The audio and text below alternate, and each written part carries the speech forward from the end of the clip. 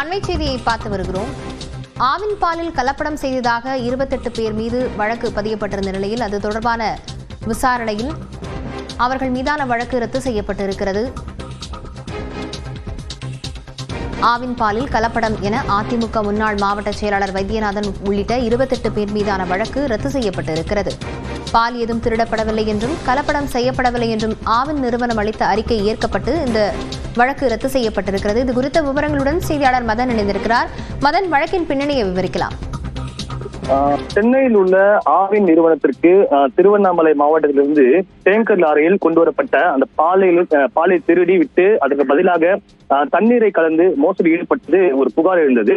கடந்த 2014ஆம் ஆண்டு நடந்த இந்த முறைகேடு தொடர்பாக முன்னாள் அதிமுகவின் மாவட்ட செயலர் வைத்தியநாதன் அவருடைய மனைவி உள்ளிட்ட 28 பேருக்கு எதிராக விழுப்புரம் மாவட்டம் வெள்ளிமேடுப்பட்டி போலீசார் வழக்கு பதிவு செய்தார்கள்.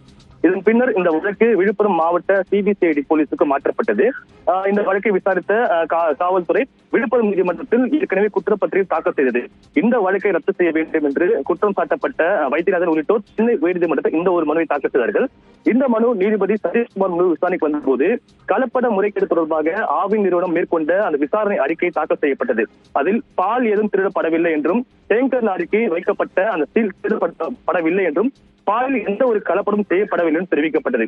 இந்த ஒரு அறிக்கையை தற்போது சுட்டிக்காட்டிய நீதிபதி வழக்கில் கூறப்பட்டுள்ள குற்றச்சாட்டுகளுக்கு எந்த ஒரு ஆதாரமும் இல்லை என்பதால் 2014ஆம் ஆண்டு பதிவு செய்யப்பட்ட இந்த வழக்கை தொடர்ந்து விசாரிப்பதில் எந்த ஒரு பயனும் இல்லை என்று தெரிவித்து மனுதாரர்கள் மட்டுமில்லாமல் குற்றம் சாட்டப்பட்ட 28 பேர் மீதான வழக்கையும் தற்போது ரத்து செய்து உத்தரவு பிறப்பித்துள்ளார். விவரங்களுக்கு நன்றி மதன்.